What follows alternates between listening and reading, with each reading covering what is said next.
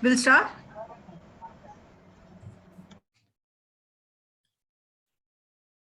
Good evening and a warm welcome to our members.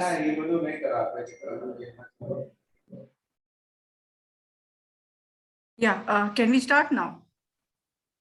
Yes, Jyotika Ben, please go ahead. Yeah, thank you. Good evening and a warm welcome to our members. Thank you for joining the webinar. I would like to welcome our President Kamlesh Bhai and our speaker Mihir Bhai. Before we start the webinar, I would like to have a quick recap of our team for the financial year 21-22. FPME was founded to give a strong platform to small and medium-sized merchant exporters to voice their concerns and challenges faced by them. We also make an effort to keep our members updated on the government policies. Our board and committee members constantly strive to create awareness about FPME to various regulatory bodies. Recently, Sandeep Bhai introduced our organization to Mr. Piyush Goyal, our Ministry for Commerce. Slowly and steadily, we are growing, and we want to make it big by enrolling more members across India. Let us now begin with the webinar. We will have a topic-wise Q&A after each topic.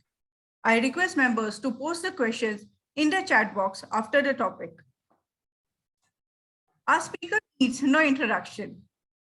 He is our go-to person for all our foreign and GST issues. He has always been kind enough to guide our members on various topics. He is also a registered trainer for Incoterms by ICC. In India, there are only two trainers and one of them is Mihir Bhai. So we, FPME, is happy to have them on our advisory board.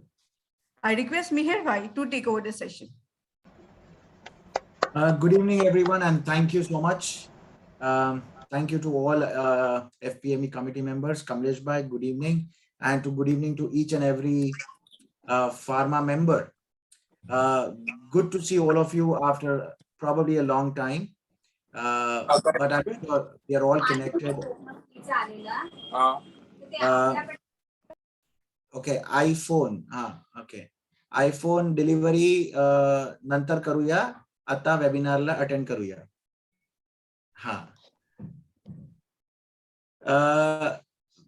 Yeah, that makes someone smile. That's nice. Thank you. Good. So good to see so much of you and so many of you in large numbers. Great. When we were discussing about the session, I said, let's keep something which is interesting to all our members. And I'm sure many of you will have questions and queries. So just to elaborate and just to brief you on what we plan to do today as a session is almost give you an overall review of what's happened in the space of export, import, DGFT compliances in last 3, 4, 5, 6 months, and what's the current requirement. Specifically, obviously, focusing to our industry, that is pharma and allied sector. As Jyotika ji has already mentioned, please park your questions on the chat. I am able to see the chat questions right across my screen. So if there's a relevant question, we can take it up right immediately. If there's something which can, hold on to some while, we will take it up at the end of the session. But yes, certainly I will give you a chance to talk. I will not take all the limelight. And we will have some interactive session as well. So with this as a go-to thing, I can see so many of you, but there are some who I'm still not able to see. I don't know when Kamlesh Bhai will allow us to make a physical interaction. Kamlesh Bhai still need to have a cup of coffee with you.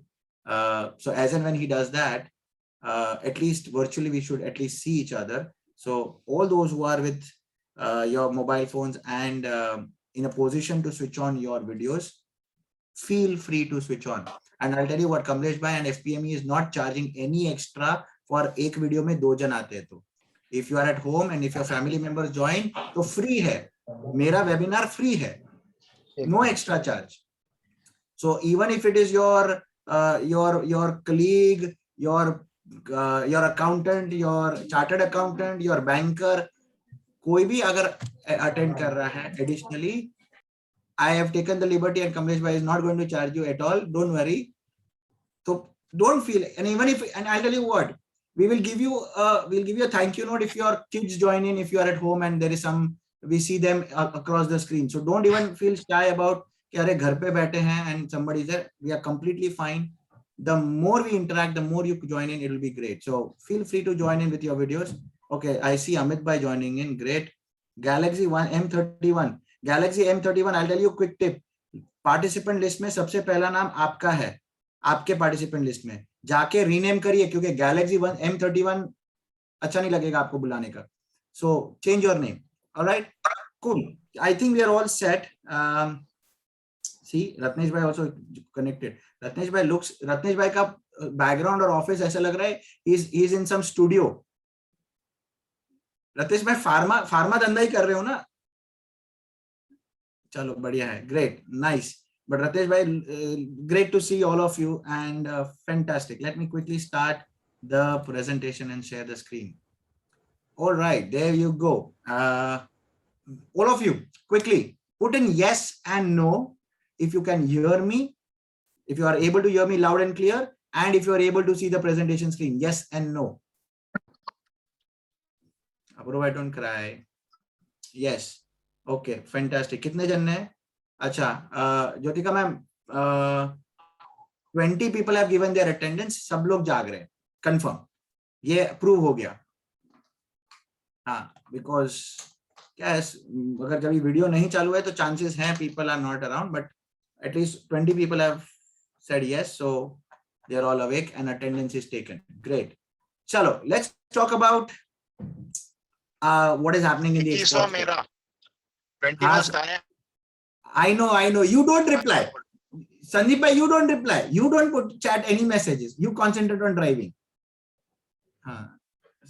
Sandeep bhai has connected with us, but he is driving somewhere. So we have strictly asked him not to connect via video or on chat. He can only listen.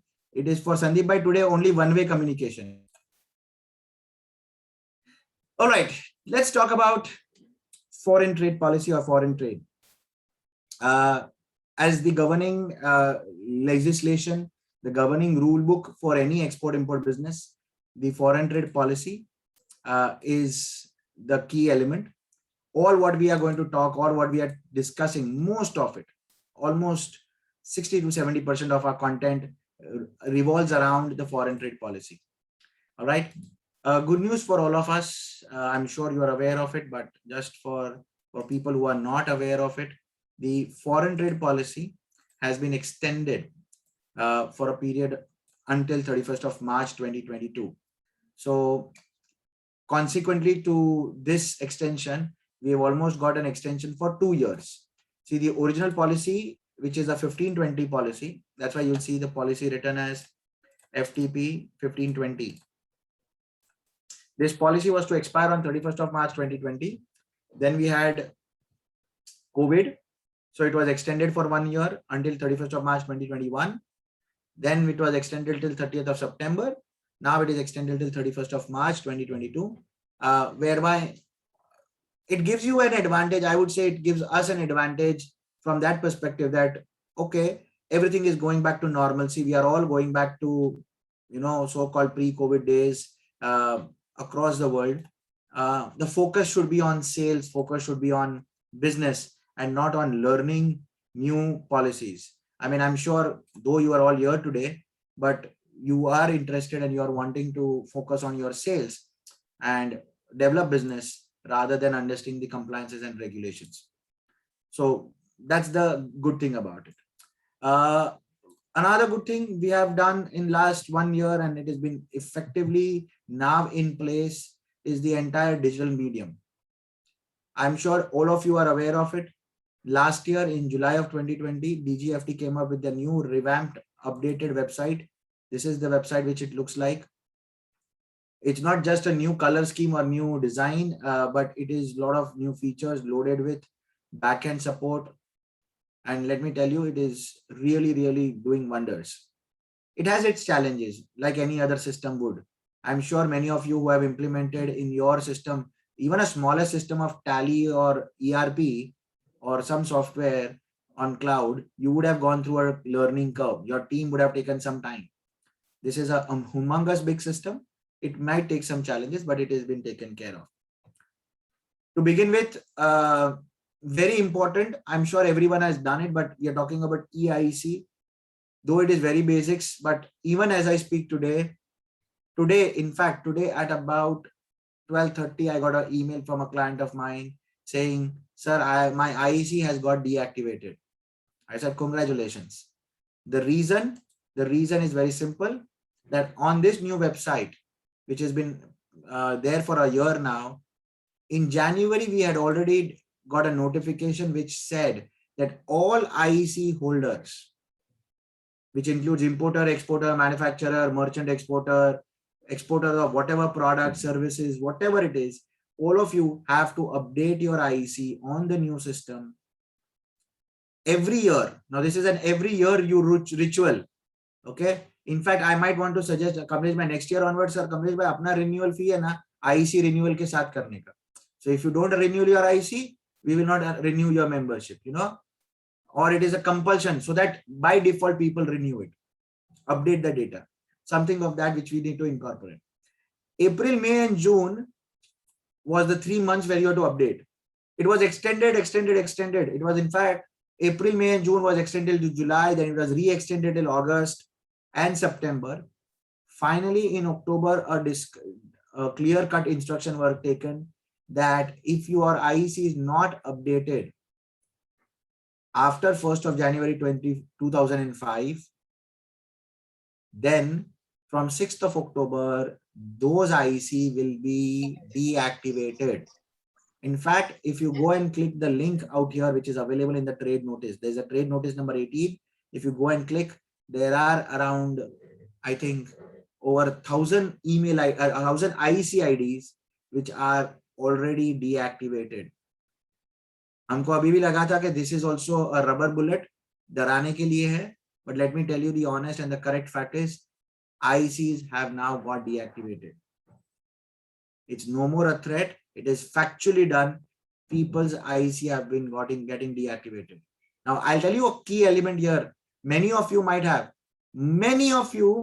multiple companies for whatever jolly good reason. I mean, the company which you are regularly exporting, आपने उसका सब किया, but आप भूल गए. There is this one company आपने कुछ import करने या कुछ एक export करने के लिए बनाई थी, which IEC you have taken, and now because there is no action happening, you have forgotten to update it. Please update your IEC, otherwise it will get deactivated. One common mistake which people do, and I want you to understand this, I think I've shared this earlier also through FPME on WhatsApp, but I'll reiterate it here. There are 3 steps in the IEC updation. On the new website, you have to create your login ID and password. If you have created it, fantastic. Once you create your login ID, you have to link your existing IEC. All of us are exporters. We all have an IEC. So you have to link your existing IEC. Now, this is where the problem lies. People finish or they assume, मैंने second step कर लिया, IEC is linked, it will show your IEC detail and it will show valid and everything. People feel मेरा काम खत्म हो गया. This is exactly not true. This was true before February of 21. The third step is very important. You have to make sure that your IEC has an updation date, either April of 21 or anything after that. 1st April 2021 के बाद की अगर date है, then it is good. Otherwise, you will have a challenge. So go back and update. Answer to your question, Jyotika ji, is simple. Go and update. Follow these steps. Update it. Your IEC will be instantaneously reactivated. But you will have to update. So in that transition, maybe if it takes one day your IEC will be deactivated. So in case if you have an export or import coming on the way, you will get stuck. So your IEC should be updated, follow all the 3 steps, and you should be good for it. Okay. So make sure your IEC is updated. This is one of the very simple thing, but now most important. Talking about other incentives and other schemes, let's move on and discuss. Of course, not directly. Many of you may not be part of it, since most of us being merchant exporters. For advance authorization in DFIA, the IGST exemption, which was until 30th of September, has been extended till 31st of March 2022. So when you bring in raw material, when you bring in inputs, you don't pay any taxes, including IGST. Again, my focus here would be to tell you that we had started in December of 2020 with advance authorization and DFIA with applications online. Now, today, in fact, this Monday, I was in DGFT for I was speaking to a senior officer who is representing the IT division for Bombay. And he said categorically clear, everything will be done online and online only. No physical application is going to be accepted in whatsoever manner. So whether it is a small amendment, correction, closure, even your redemption of old licenses will also be done online only. Nothing manually will work. So you will have to understand there is a learning curve. Please understand, a lot of people feel, it is okay. Yes, in a long term, today, when I have a new license and a new authorization and I'm doing it, the data is moving very smooth. There is friction or there is problem in the old manual data versus the new system. And it is getting ironed out. It is getting ironed out. There is a fantastic system available on the DGFT portal called Help Desk. Just like how your DGFT and other, like your GST and other departments, you have a ticket. Even your MTNL, if your phone gets disconnected, you raise a complaint ticket, right? Similarly, you have a ticket system on the DGFT portal. And you won't believe, I have got at least responses, not in same day, but I've got responses in hours. I've got responses in hours, and not only responses by email. At times they have even picked up the phone call and asked, what is the problem? And when I've explained them the problem, they said, okay, 1 second, we will allow you to update it. Go, now it's done. Go and update it. So as quick resolutions have come, and there are times where resolution is not possible.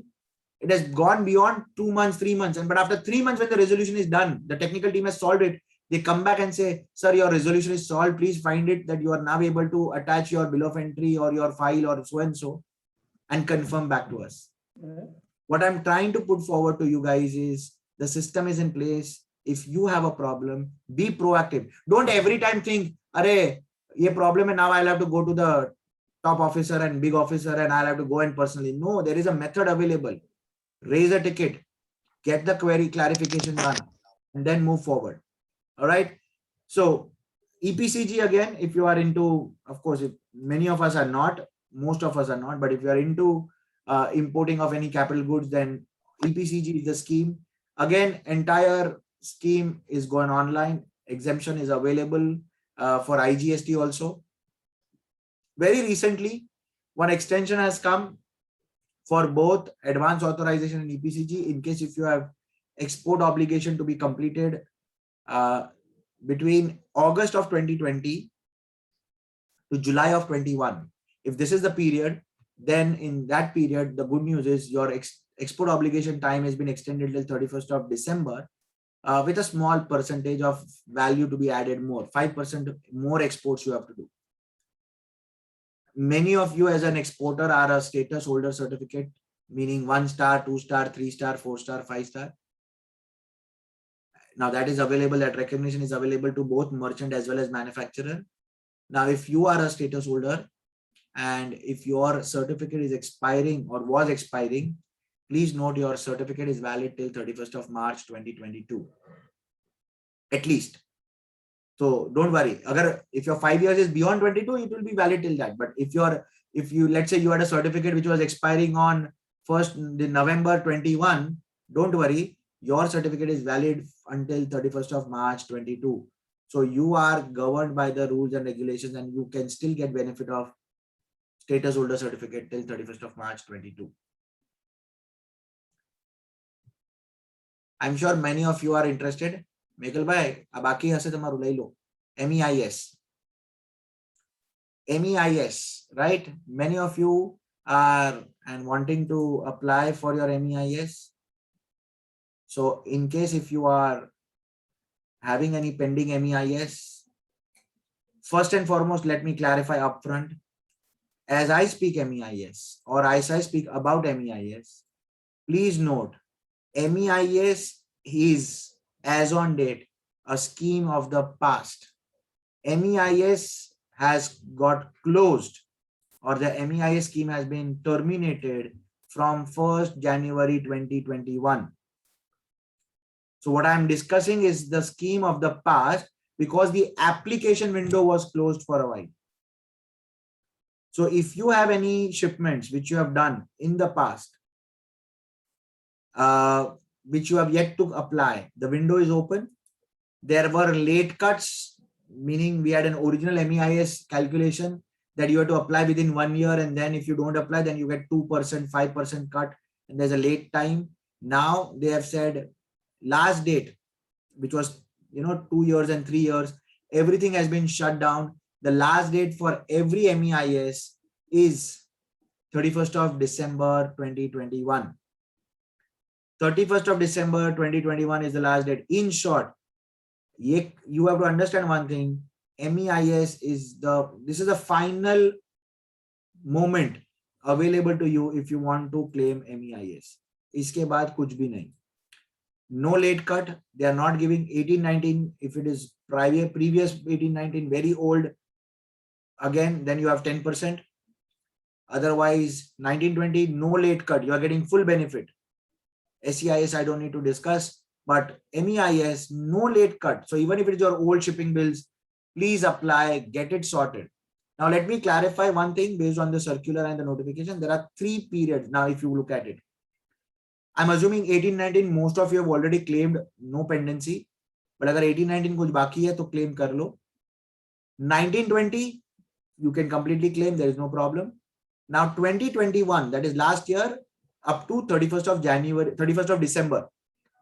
This period, 2021, has to be splitted into two blocks. April to August, you will file separately. And September, October, November, December of 2020, you will file separately. ये compulsory है. इसका reason ये है कि September 1st को notification आया था that from September to December, maximum MEIS per IC will be only 2 crores. So to cap it, you will have to work on that. Second, you will only get MEIS for September, October, November, December only if you have an export. You have an export in the preceding 1 year. Yani August 19, say August 20, if you have done any exports, if you have done incentive claim kiya nahi, export kiya, only then you can claim for September onwards. Otherwise, no. So this is some challenges. So you will have, even if let's say you say, sir, I have only 2 shipping bills in one block and I have got 20 shipping bills in other. तो वो 2 के लिए अलग करना ही पड़ेगा application. 20 will go separately. You will have two MEIS script which is going to be there. Somebody was mentioning, Meghal bhai, no, Rahul bhai was mentioning about anti-malarial. So as far as notification is concerned, Rahul bhai, the notification is already come as far as anti-malarial, the HSN code and the drug and the export item is concerned. I know there are some challenges. I personally am aware of couple of you exporters getting letters from customs that this MEIS should not be eligible and you should return and refund that. We have, I think, I have shared a letter with FPME, and I'm sure FPME has written it to Pharmaxil to understand and get a nitty-gritties of how the department plans to allow this MEIS, because at some point this was not done and this is done retrospectively. In most cases or in many cases, let's say the exporters would have not mentioned yes.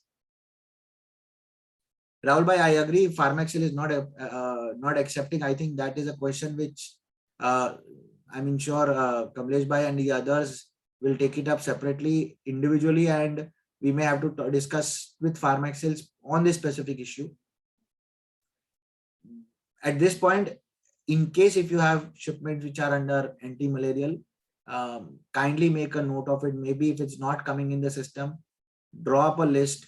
And my suggestion, and I mean, I might be right, I might be wrong, but my suggestion will be, if you can drop that list of shipping bills that these are, let's say I have, say Meghal bhai can write up and say I have 20 shipments. I don't need the values. I have 20 shipments and approximately MEIS is this much amount. And if you can write it to FPME and keep it on record, what will happen is then the committee can take it on a consolidated view and tell Pharmaxil and tell the DGFT that, listen, there are about 100 MSME exporters, 100 members, there are about 1,000 shipping bills which are stuck on this problem, and kindly help us to resolve it. Unless we have the numbers, unless we have the volumes and the values, it will become very difficult. I have email sent across to you. Which email ID? I think the best is, I mean, I'm sure Meghal bhai or anybody will write down the FPME's central email ID, and I think then they can, internally put it across. No issues of sending it to me also, but I think if we can collate it at one single point, it will be easier. So Apurva bhai or Meghal bhai or anybody would just mention the email ID of FPME, one place where they can send you an email, it will be easier. So, but just a point to be noted, I think you should, and I'll tell you what will happen. So somebody has to even also make some effort, because there will be point, because I remember very categorically that this was an issue where this particular anti-malarial medicines were not being given MEIS. So you might have said no. So now you'll have to dig your shipping bills and find out that, have you exported this product? Which HSN code have you done? And is it MEIS reward scheme? Yes or no? So once that is there, you'll have to, come back and put across the details. Yes, there we have. Apurva bhai, share the email ID. It is info@fpmeindia.com. So kindly drop in that email, and I think once we can collate it, and if we have a quantum, it will make some sense, and it will be some force to talk to Pharmaxil once again. ROTTEP.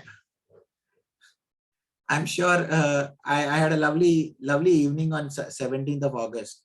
So 17th of August, Samir bhai, what happened? Funny thing, ROTTEP ka rates announce ho gaye, 17 August 2021. And I was aware that the rates were supposed to come, and I was likely to finish a meeting in town. And then, in fact, that was the day when I first traveled in train after after this gap, right? So by the time I reached, the rates were announced, and of course on the transit I got to know.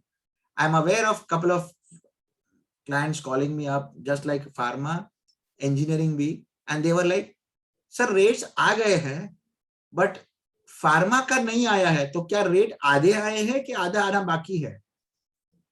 I'm like, well, let me reach. I'll come back and let you know. I have not reached. I think yes, but at least I know the rate is this only. I do know that there are some challenges specifically with pharma, but allied products are covered. So I'm sure many of you who are dealing with medical apparatus, instruments, accessories, products other than bulk drugs and pharmaceuticals, they are all covered. I just want to quickly reiterate, for at least even for people who are from our pharma industry, at least to be prepared for ROTTEP. We all know ROTTEP actually started from 1st of January 2021. Unfortunately, the rates were not announced. In fact, rates were supposed to be announced later, and that was what the notification said. In meanwhile, we were said that you start using ROTTEP Y as your identification code in the shipping bill. Submit the declaration of ROTTEP in the shipping bill, which I'm sure most of you have started doing it. And in fact, abhi aapse nahi karwayenge, because now system doesn't accept. If you are exporting pharmaceutical under Chapter 30, ROTTEP Y will not be accepted in the system. But otherwise, we were doing this. After you've done this, please note the entire scheme is now governed by customs. So what is ROTTEP? ROTTEP is a remission of duties and taxes on exported product. It is going to be form of a electronic script. Loosely, आप सबको MEIS मालूम है, MEIS ही है, but electronic form में.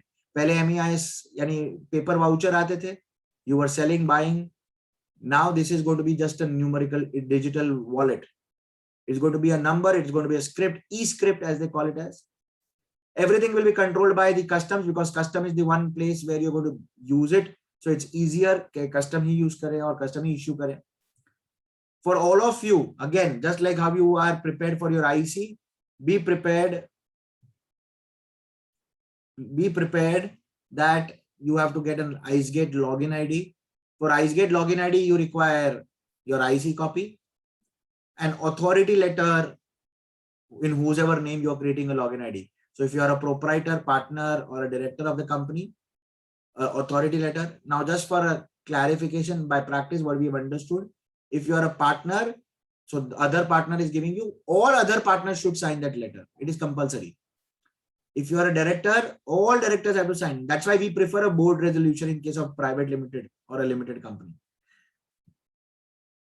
Now, individual Aadhaar card, whoever is applying that login ID in his name, Aadhaar card, class 3 digital signature is compulsory, and some IT related setting has to be done. You are going to only use Internet Explorer 11 or above, and Java has to be there. A setting file is available on the system. Anybody facing any challenge can individually get in touch with my office and my team, and they'll make sure that it gets resolved. So once you have registered, the customs takes about 24 hours to confirm back to you, and they will issue you the password and approve your registration. Once approved, you can go to login, go to the financial services tab, go to eScript, or now it is called as eScripts. In eScripts, you have an option called ROTTEP or ROSCTL, just for your general reference. ROSCTL is a scheme like ROTTEP for textile sector. If you are exporting anything under chapter 61, 62, and 63, textile and made-ups, then the scheme is called ROSCTL. Ye dusra scheme hai, but the underlying principle remains almost the same. So once you create a ledger, something like the thing on the bottom comes up. Your account number is your IC number, ROTTEP ledger, everything is there. As I understand now, for January onwards, the ROTTEP benefits have started coming in, meaning the values have started coming in the ledger. You can click the shipping bill number details and it will show you port-wise details. Please remember the details will be shown only port-wise. So if you are all exporting from Mumbai airport data will be separate, and Nhava Sheva seaport data will be separate. If you are exporting from Ahmedabad airport, it will be different. If you are exporting from Pipavav, it will be different. If you are exporting from any other airport, it will be different. Obviously, it has to be there, meaning the rates have to be announced. So on 17th of August, by Appendix 4R, the rates have been announced.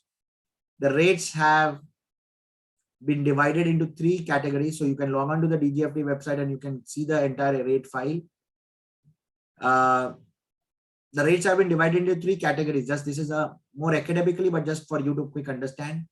There are some rates which are percentage of FOB value. So like these 1.1% of FOB value. Now, please remember, which does not have cap, actually the unit of measurement is irrelevant. So you just have to multiply 1.1 into the FOB value. Then there are some rates where there is a cap, which means just like our duty drawback, FOB value multiplied by 2.6 or 28.4 rupees per square meter, whichever is lower. And third, there is a rate, which is a fixed rate. Doesn't matter what value you sell. If you sell, this is basically chapter 87 cars. So if I'm selling an integrated vehicle, air conditioned, I get 8,100 rupees per unit of the car which I sell, irrespective of value. Few things which is very important. There are some categories of items which are not eligible for ROTTEP. Items which you import and re-export. You buy from some country and export it.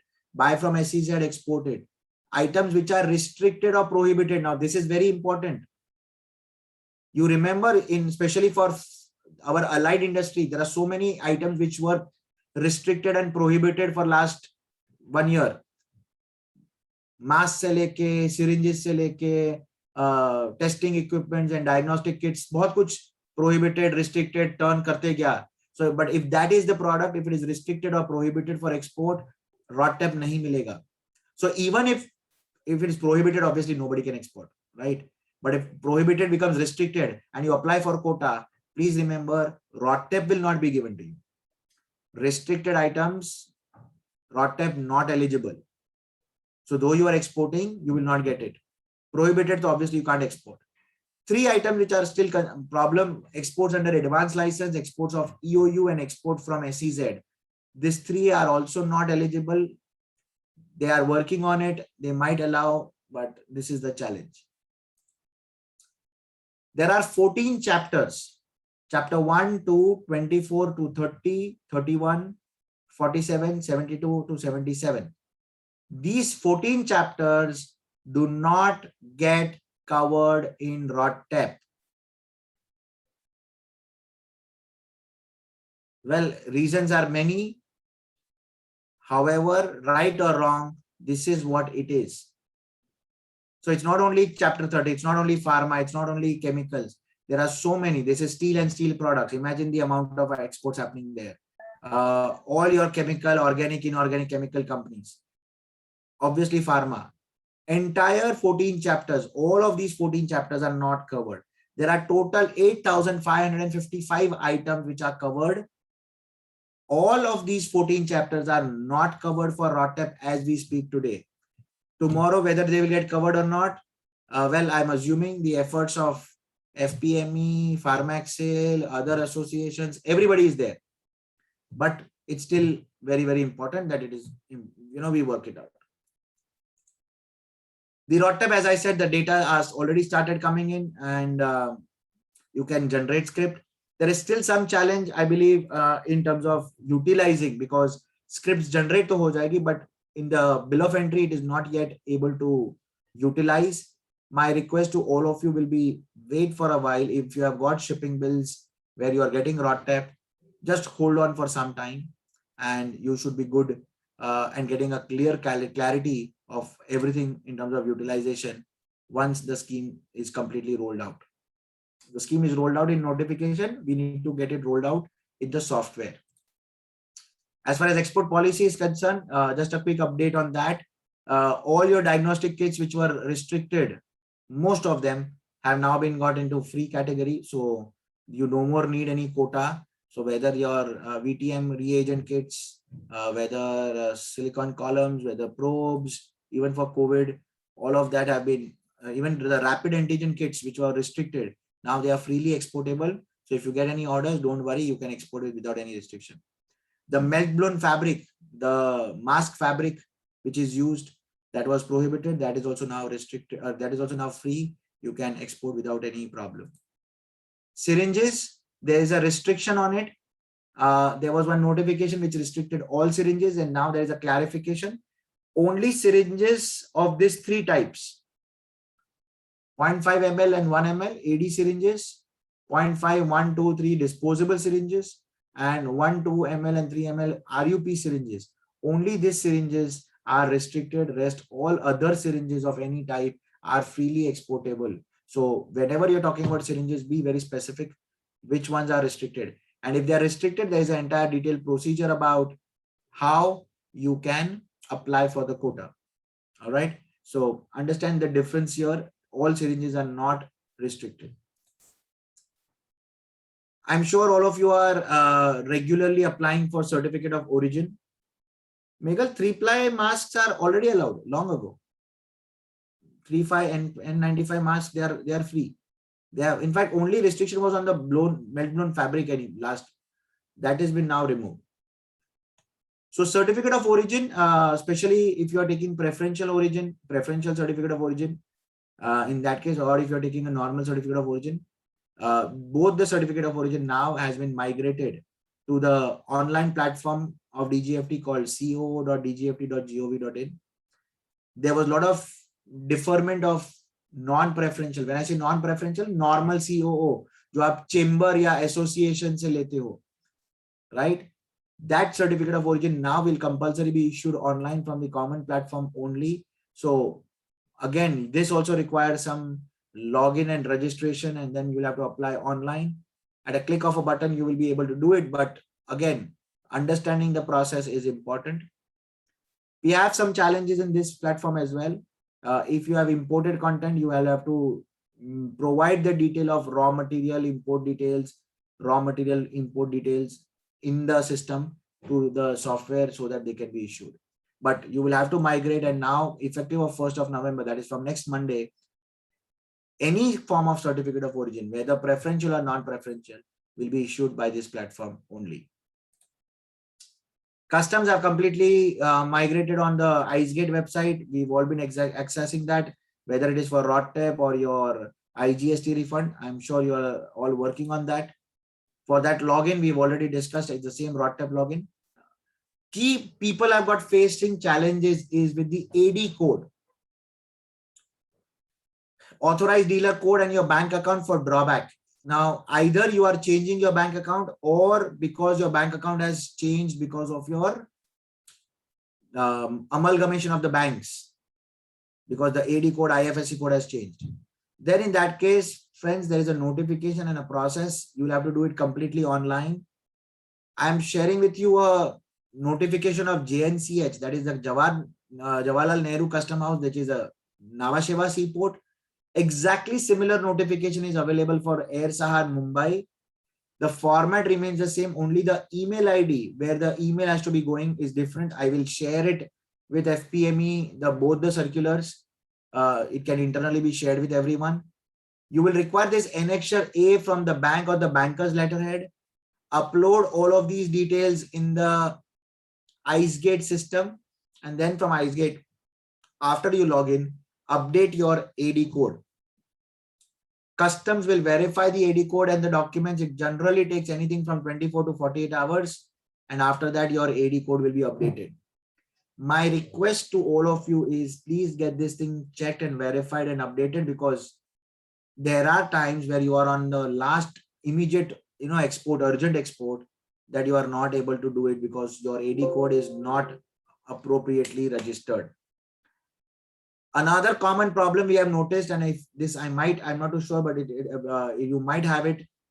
If you are importing samples, or even if you're exporting anything from DHL, DHL now does not accept cargo or does not import cargo unless you share with them on their software screenshot of their AD code duly updated. And in fact, DHL has recommended, especially DHL, I don't know why FedEx and the others have not, DHL has recommended that you get the AD code registered at most of your airports. The reason they say, if you are into imports, this is very important, because they say when they bring in cargo, they are not sure where they will custom clear it. So though you are in Mumbai, you are going to get the cargo, let's say from Singapore, but DHL will reroute it from Singapore to Bangalore, and then Bangalore, it will bring it by a domestic flight. So they want to custom clear it at Bangalore, and your AD code is not there in Bangalore. So if you have some of these kind of challenges, please make a note, update your AD code in the in the IceGate system. Otherwise, you will face some challenges. What else do we have? eSanchit is where we'll upload the documents. Finally, last but not least, AEO, Authorized Economic Operator. I'm sure many of you have heard about this. I think it's time, Kamlesh bhai, as an FPME, we should consider that people who are eligible, and this eligibility is a very simple, basic thing, 25 imports or 25 exports in a year. 25 transactions, sirf. If you have done 25 transactions in the previous year, exports or imports, shipping bill or bill of entry, then you are eligible for AEO. And if you are an MSME, and now that as a trader, we are eligible for an MSME, you have much easier compliances. This AEO, just to give you an update, AEO is a global, it's a World Custom Organization recognition. It is issued by individual customs in each country. But the intention is to recognize you that you are an authorized economic operator, meaning you have been verified with the KYC norms based on the World Custom Organization. And the concept with the WCO is running around with is, think about it, that Abhay Bhai is a AEO compliant exporter. Abhay Bhai CHA will be a AEO compliant logistic operator. Then there will be Indian Customs. The shipping line is an AEO authorized shipping line. The buyer's logistic provider is an AEO approved buyer in US. and the buyer is also AEO approved in the US, the entire funnel of the logistic channel is authenticated, then imagine the kind of smooth business can happen. And that's what they want to do. So work on that. In fact, the good news why I put up this slide for all of you is earlier the validity of AEO was 2 years. That's why in India we have T1, T2, 3, T3, tier 1, tier 2, tier 3.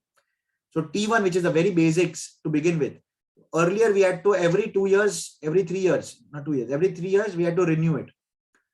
The good news for now is there is no more validity of AEO. AEO is valid for all long. Only thing is every year you have to just update with one declaration, and that declaration is to be submitted online, which basically says whatever are the criteria, they remain unchanged and you are still eligible. On that self-declaration base, you update it, your AEO T1 will keep on continuing. If you become bigger, if you become larger, you can apply for AEO T2, where they come for a physical verification. And if you have continually had AEO T2 for about 2 years, then you can apply for AEO T3, which is the topmost tier in the AEO segment as far as India is concerned. A lot of benefits accrue, but I don't want to discuss on the benefits in terms of, because they're not monetary benefits, they are more of facilities and flexibilities. More importantly is the recognition which you can then showcase to your foreign buyer. Just like when you say I'm a GMP certified plant, or when you say I'm an export house status holder, when you say you are at AEO, it adds a lot of value. All right. That's, I think, all about it. Okay. Thank you so much. Before I wrap it up, one last point. The DGFT's website and the entire thing is available on the mobile app. So, please download it. It is available for both Android as well as iPhones. It will help you to get latest updates, changes. In fact, all your IEC details, everything will be available on your mobile phone. So easy to use, very nice, wonderful app. It's the latest app with the latest website. So it's not that the app is old. So thank you so very much. I hope I have tried to cover most of the things.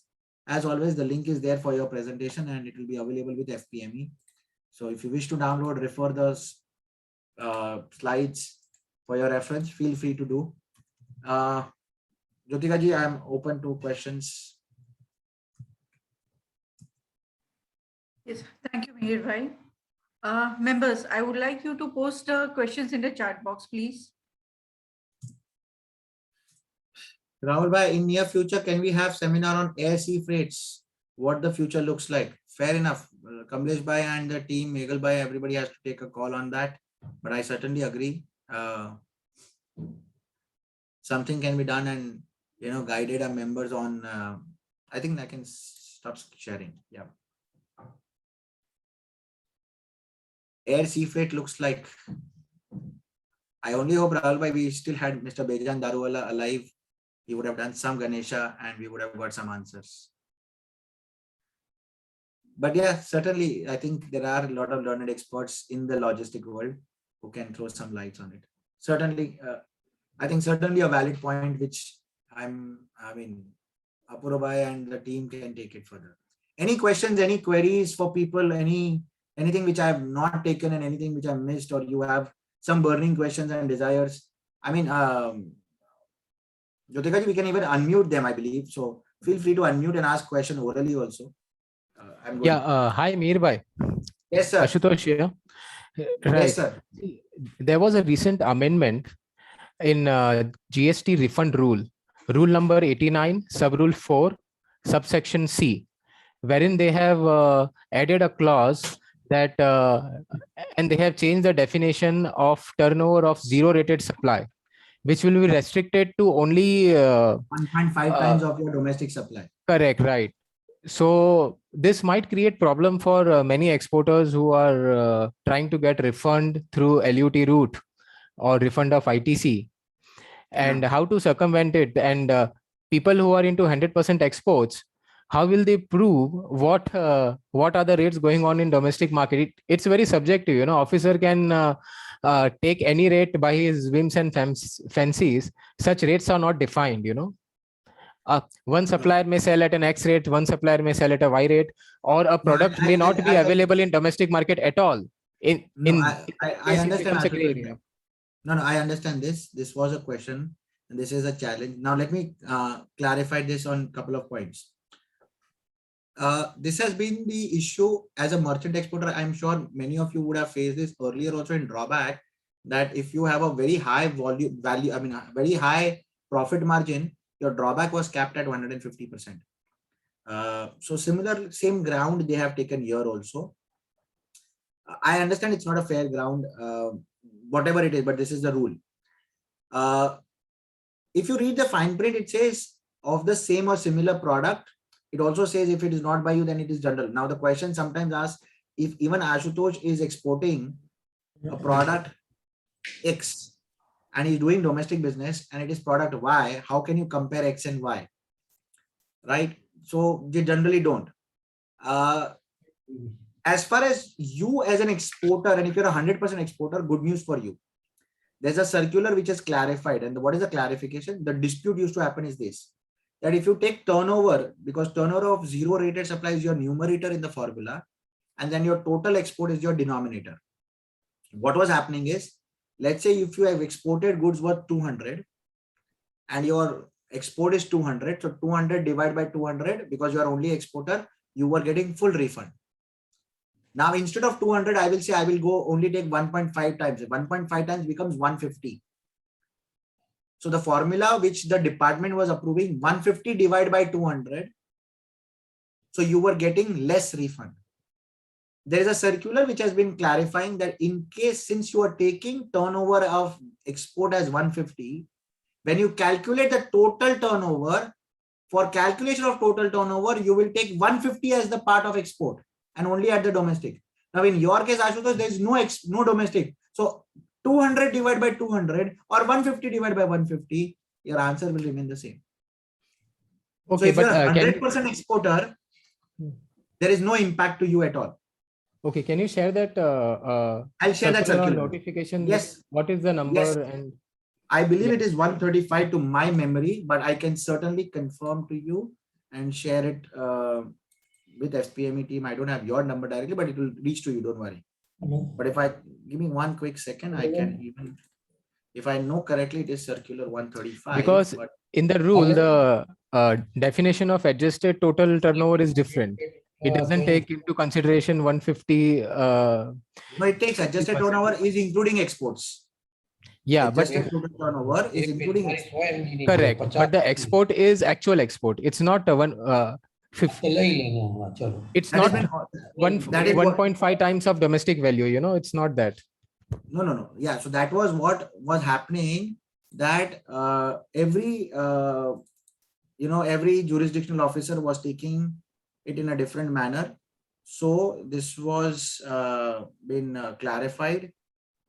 Give me one quick second. Let me just. It is on my screen, I believe. Refund no. This is PMT3. New requirement no. Okay. I will check and give that circular to you. Give me one. But this is now clarified. This is no more a problem. If you are doing export and domestic both, I think if you have a fair valuation, you tend to lose about 10 to 15% of your refund value, not more. So the formula changes, but then the formula doesn't change to that level. In case if you have domestic as well as exports, that's the, result of that. But otherwise, there should not be an issue. But if you are having exports only, then don't worry. Then you are sorted with it, because the new calculation, in fact, the circular, if I can just get a hand of it, that circular gives you a actual calculation of it. That how are you supposed to calculate it? So there should not be an issue at all.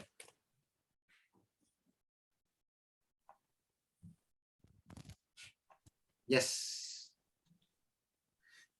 Any other question? Anybody?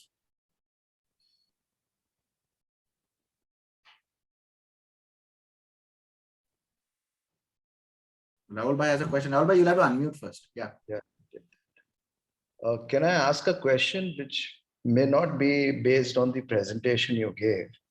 But as a merchant exporter, it's a grievance I've been facing since the new notification came out from RBI in January 20.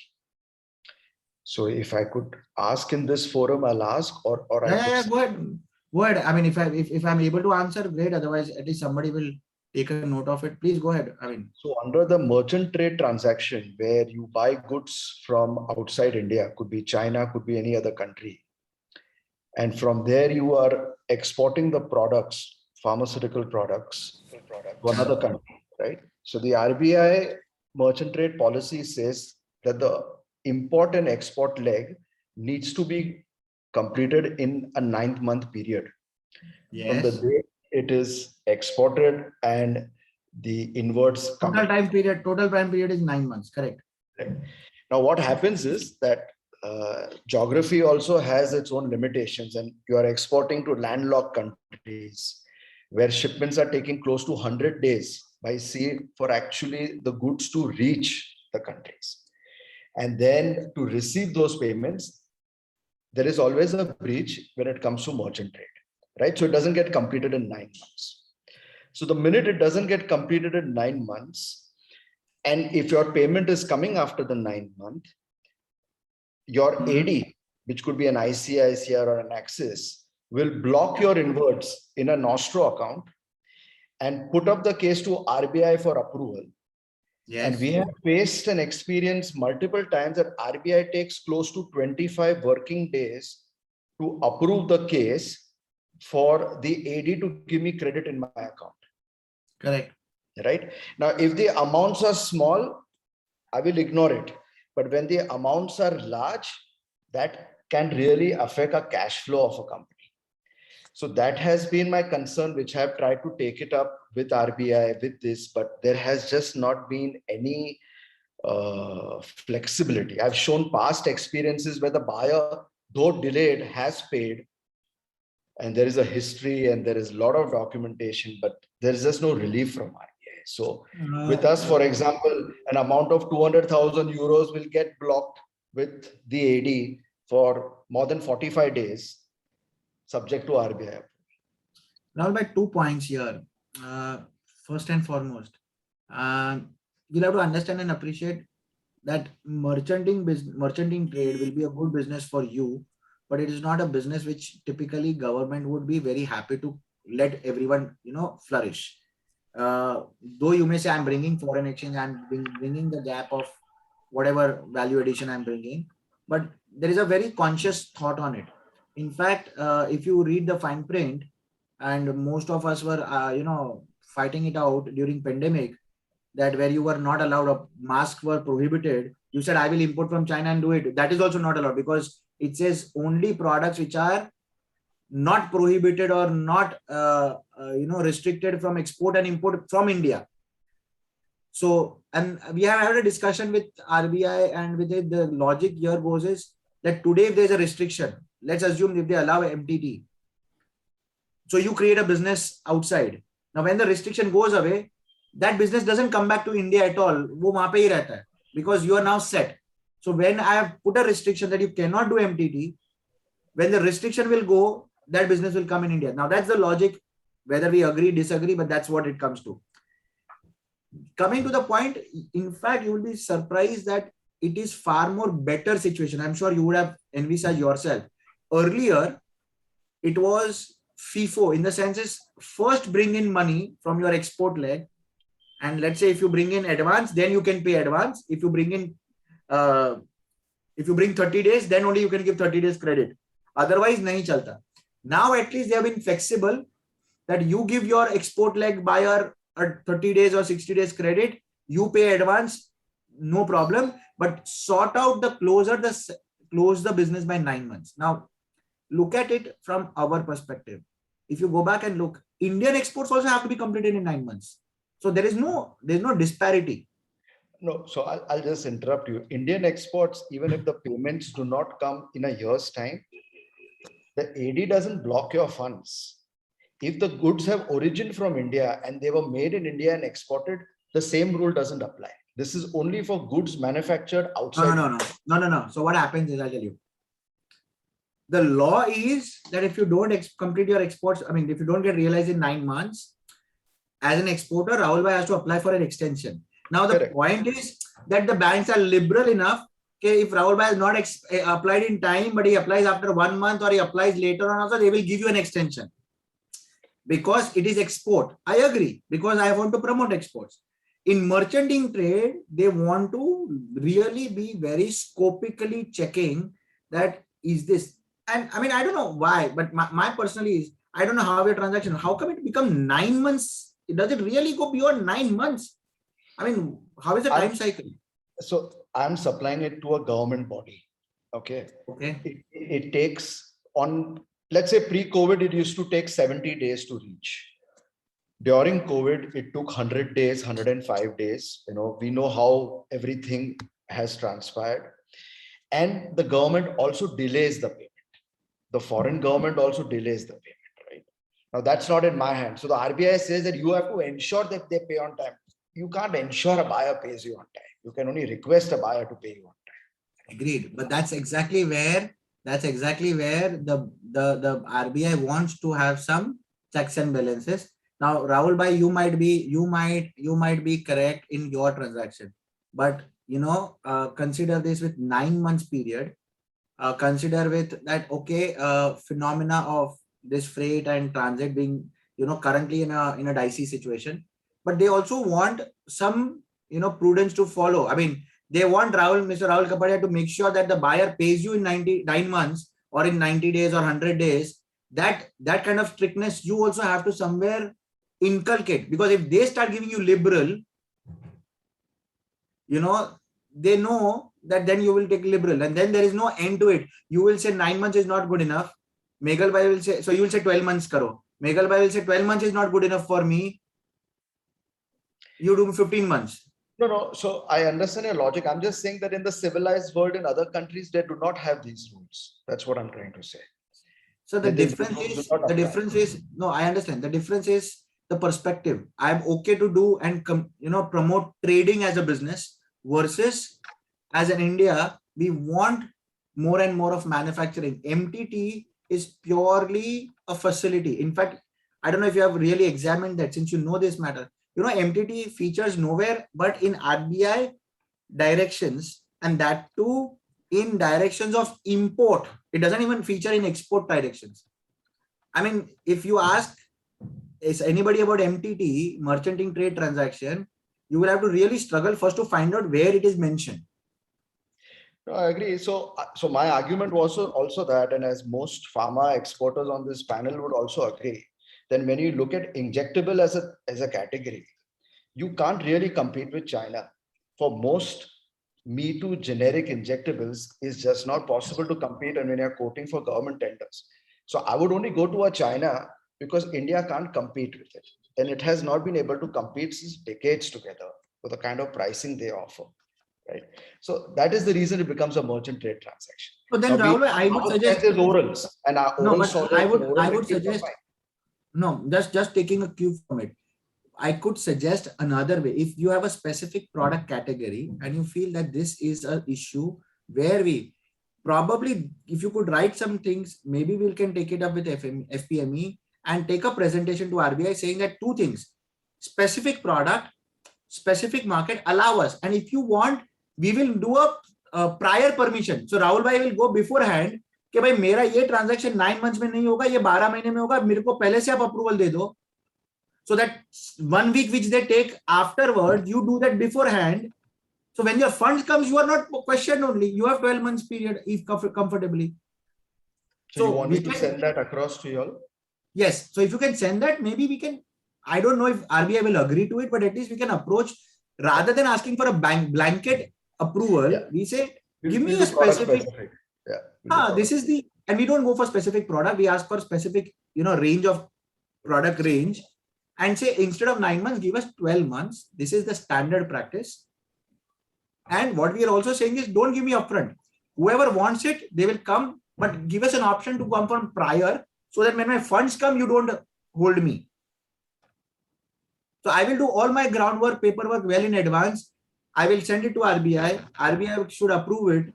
And after it approves, so I got 12 months. So at end of 10.5 months, when the payment comes, same day the payment gets credited. I don't have to then wait for a week or 10 days or maybe even more to get the approval from RBI and then run pillar to post.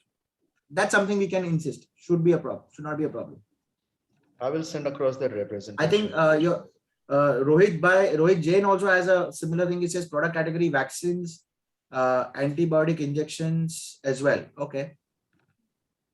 Yeah, so all of you can probably add, and we can certainly make some representation to RBI on this. Okay. Right. Thank sir. you. Thank you. Pleasure. Thank you. Yes. Kushal bhai, we have faced same issues in MTT. Our fund blocked for 1 year. Okay, so Rahul bhai, you are better off for 12-14 days. Kushal bhai is in a difficult spot. His funds are blocked for 1 year. Yes. Anybody else? Mihir Mekal here. Thank you for the wonderful presentation. I have one query regarding the preferential certificate of origin. Can you guide me how to issue that? So, so basically there are two concepts you'll have to understand. Number one, the first point is that we have multiple free trade agreements with various countries. Each agreement will have specific list of products which are eligible for the free trade agreement. So when you export an X product, if that product is part of the list, then your buyer will get a discount on import. So if your product is, let's say 10% normal duty, but because it's under free trade agreement, they would end up paying 5% or even 0. So first and foremost, we need to understand that. To my understanding, most of pharmaceutical injectables and accessories, pharmaceuticals will hardly have any duty, so that should not be there. But your other product range, allied products, certainly possible. Now, if that is the part of it, once you are identified, yes, there is, let's say, India-Korea. I'm aware of that. India-Korea has a lot many treaties. I mean, there's an India-Korea treaty and a lot many products are covered under that. So once that is there, you will have to apply on the common portal for IKSEPA, that is India-Korea Comprehensive Economic Partnership Agreement. That's the agreement name. So under that, you have to apply for certificate of origin, which is online. You will have to provide the details. Now, Mehul bhai, we being a merchant exporter, one challenge you will have is you will have to provide the entire cost sheet. So you will have to. Exactly. That is the main issue. Exactly. Which is not in our hands, which we are not able to do that. The cost sheet. So that is a rule of the agreement. Now I'll tell you why this rule is. Yes. The rule is because there are instances that you bring. I mean, you may not do it, but think about it. You bring from China, change the label, paste a new label, and say made in India, and then take the certificate. How am I going to prove it? So the whole purpose of free trade agreement is that origin of that country. यानी Indian origin माल के ऊपर discount मिलना चाहिए, नहीं कि any origin, for which this is a criteria. So you will have to have cost sheet, calculation have to be provided. Every agreement will have a different threshold limit, meaning you might be allowed 35% imported content or 40% imported content or 60% imported content. Depending upon agreement, that much content agar threshold limit ke andar hai, then you are eligible. Then you apply online, and the authority, which is Export Inspection Agency, will issue the certificate online to you. But this is basically demotivating for small-time exporters, because these data can be provided by manufacturers only, which we are not able to provide. Sir, I agree. And in your case, in terms of pharmaceuticals, I agree, because your manufacturers will say it is about secrecy, it is about our formulation, we don't want to share, and all sorts of things, which I completely agree. But unfortunately, there is no choice. This is how free trade agreement works, and it is not the department issue. This is a free trade agreement. Because I'll tell you another thing of it. If we demand, "Ke sir, ye sab mat karo," you know what will happen? We also will have to agree from importing from that country without any checks and measures. So then, when I am importing a Korean product and the duty is free, actually it may not end up being Korean. It may be ending up being Chinese or Japanese. Sif sticker mark ke duty free leke aa rahe. So it's a win. It's checks on both the sides. Both the sides. Very true. Thank you very much. Yes, sir. Right. Any other questions, or we are good to? Nearby here, I am Yes, please. just doing a tea break now. Thank you very much for taking my care. Uh, my point is there are 2 points. We need your help. How do we do this? That as a FPME, we want a single port registration, AD code, or any other registration, because like you said, DHL wants all ports to be registered. So whom should we contact and how do we do this, so that for FPME, this is our one of my main agenda, that there should be an ease of doing business. We have been DG, pleading with 5-10 minutes. Farmexil. so this is centrally to be done by DG systems with the customs. DG system is the controlling body who designs the EDI system. We have to get in touch with them and try and brief them on the hurdles which we are facing or the challenges with multiple port registration. Now, before I tell you that, Sandeep bhai, you will have to also understand that there is a flip side to it. People say this Okay. is a flexibility, this is a facility. Think about it. For us, it is okay.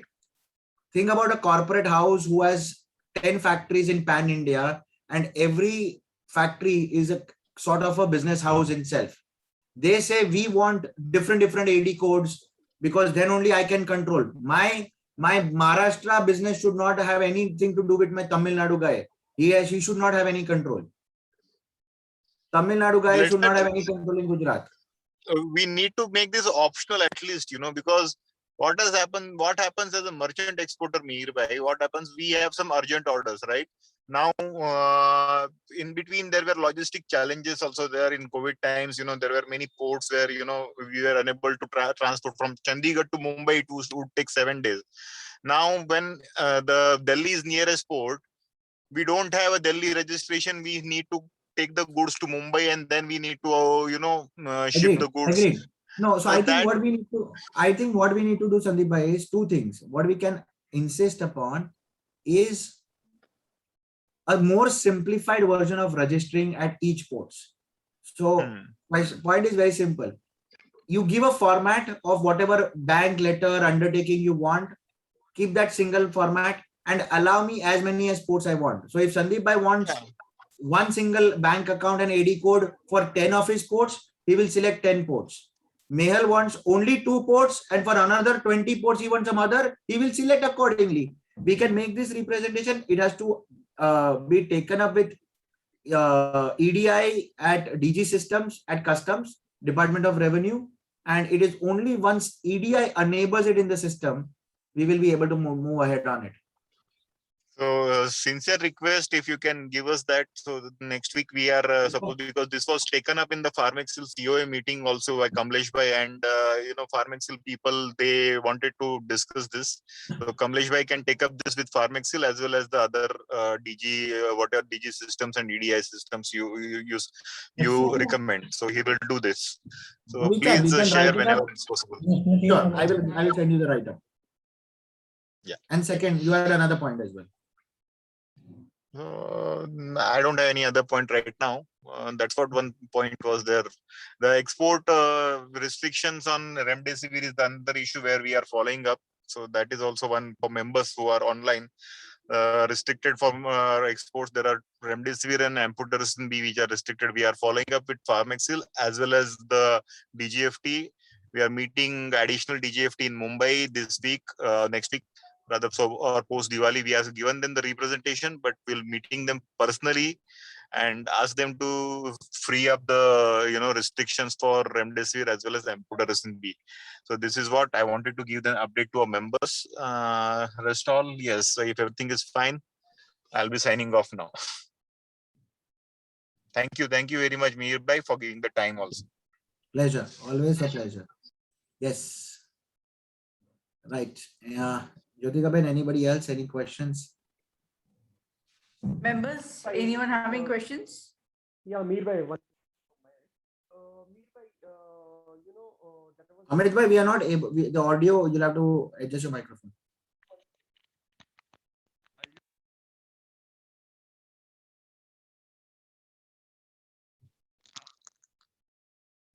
Amit bhai, your audio is completely gone. You know? Yes, loud and clear. Yeah, there was a slide regarding the centimaterials, MEIS of 3% basically. So what had happened is, as you are also aware of the issue, this manufacturer had billed me under wrong HSN code, and I had wrongly claimed the MEIS also, and for which the audit had come and I had to pay with interest. I paid something 5 lakh 2,000 something with interest. Now, thing is that when we go for claiming that, they want certain documents like a refund from challans and other stuff what we already have. But one more thing, what they need is balance sheet of the concerned year, duly audited, certified, showing the amount claimed as receivable from customs. So we don't show MEIS in the balance sheet. So how do I solve this? So what I would believe is the best thing would be that take up your balance sheet, ask your chartered accountant, wherever you are, the way he accounts and audits your accounts, your MEIS as what? As income in other source, he would quantify that. See, the logic is obviously you will have to understand and you will have to clarify to the point is at that point when audit had come or when MEIS was applied, it was not receivable, additionally receivable from the customs. Yeah. We've taken it as our right. We've applied it. We've taken it as right, and we've understood it. When the audit came, we realized okay, it was probably wrong, so we returned it also. Okay. DGFT has subsequently issued a notice retrospectively. Yes. Nobody in the world knew that retrospectively they will allow us. So how can a year ago I know that the duty which I'm paying back to the customs is going to be my receivable in future? Yeah. So I think it's slightly difficult, but what we need to understand is I'm sure your chartered accountant will be good enough to explain where was MEIS considered as his income, and when you paid as duties and taxes, where have you considered? And obviously at the time when you paid back to the customs duty and interest, you had no vision. You as a law-abiding exporter, you paid back. You said, okay, if there's a mistake, I suffer, I pay back.